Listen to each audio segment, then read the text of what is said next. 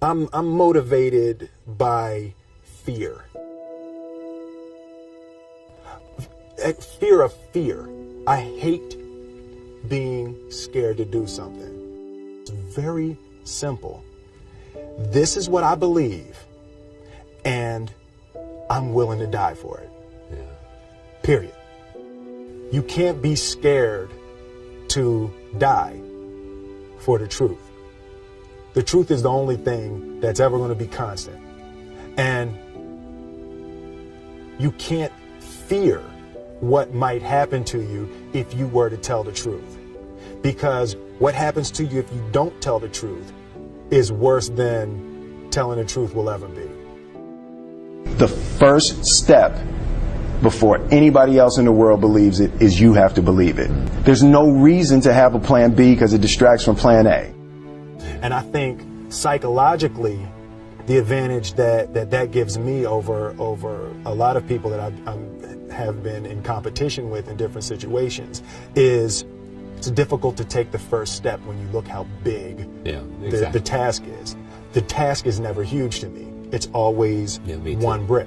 I believe, and I learned very young, that you don't try to build a wall. You don't set out to build a wall. You don't say, I'm going to build the biggest, baddest, greatest wall that's ever been built. You don't start there. You say, I'm going to lay this brick as perfectly as a brick can be laid. There will not be one brick on the face of the earth that's going to be laid better than this brick that I'm going to lay in this next 10 minutes. And you do that every single day. And soon you have a wall. And soon you have a wall.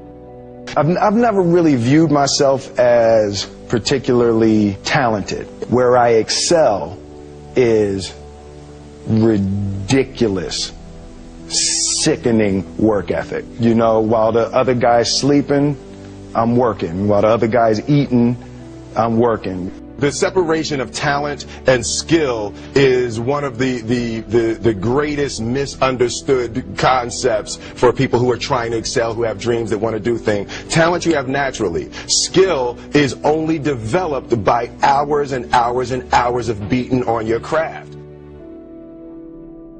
I always knew that I could work hard enough. There wasn't an issue with discipline, or there wasn't an issue with the ability to sacrifice or the willingness to sacrifice. There's no easy way around it. No matter how talented you are, your talent is going to fail you if you're not skilled. You know, if you don't study, if you don't work really hard and dedicate yourself to being better every single day. This one year, my father had his shop, and he decided for whatever reason that he wanted a new wall on the front of his shop. So he tore down probably about 16 feet high and probably about 30 feet long. He just completely tore the wall down, and my brother and I had to dig a 6-foot hole. For the foundation. For the foundation. We would mix in the concrete by hand. A year and a half. We were building this wall for a year and a half. Every day after school, we would come in, mixing concrete, putting it in the hole, doing it. And it was just myself and my little brother. And I remember standing back, looking at that wall, saying, there's going to be a hole here forever. A year and a half later, we laid the final brick. And my father stood back with my brother and I know he planned this. He says he didn't, but I know he had been planning this and writing this for his for the past 2 years.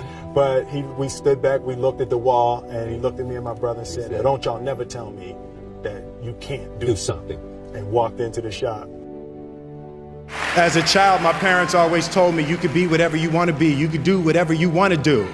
And you know, that office, that position, the highest office on the face of the earth, it was something I heard my parents saying it, but I didn't totally believe it. Yet I went out in the world and I carried myself and I held my head high and I stood there and I looked people in their eyes and I talked to people as if I was deserving of everything that this planet has to offer. I really want to say to children out there and to people who are watching, Confucius said one time, he who says he can and he who says he can't are both usually right.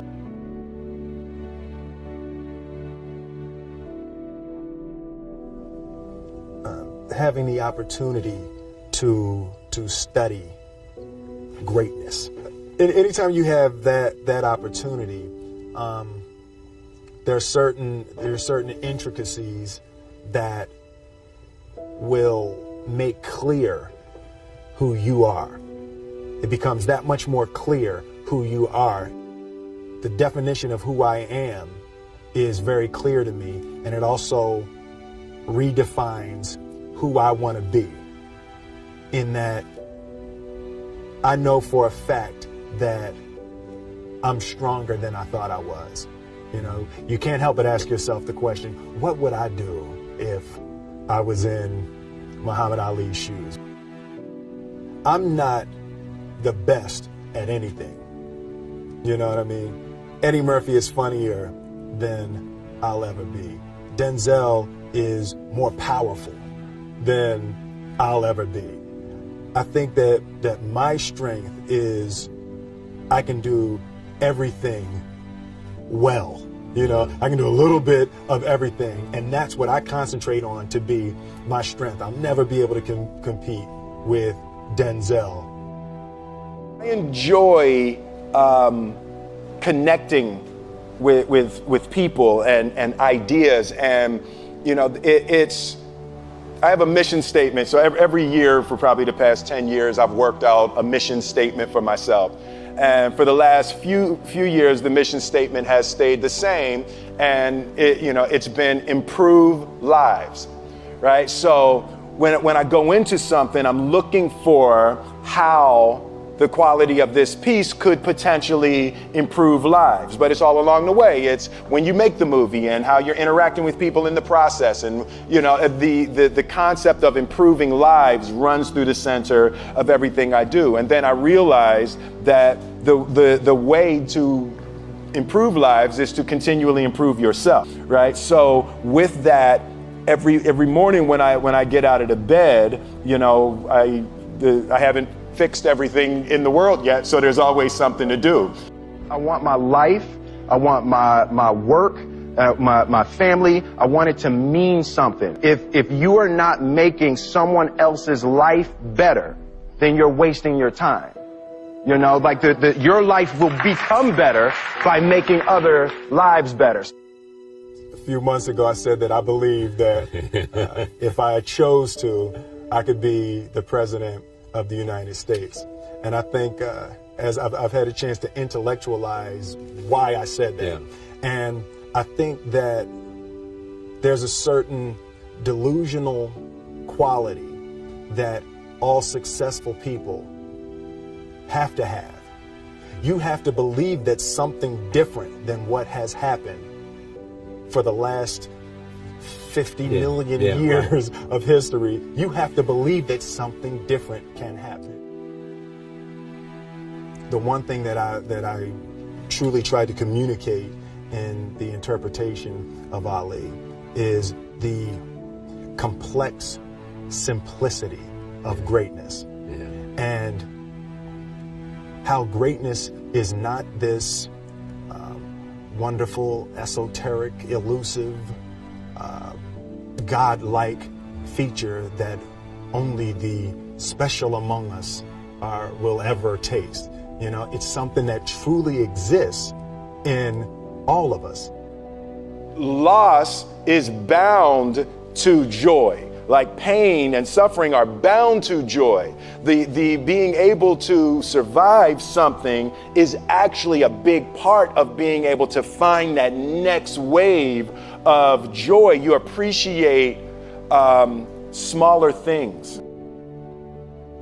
I hated being scared, that I didn't want to even take the meeting. I just hated that being scared to do something. And I think what developed in my early days was the attitude that I started attacking things that I was scared of.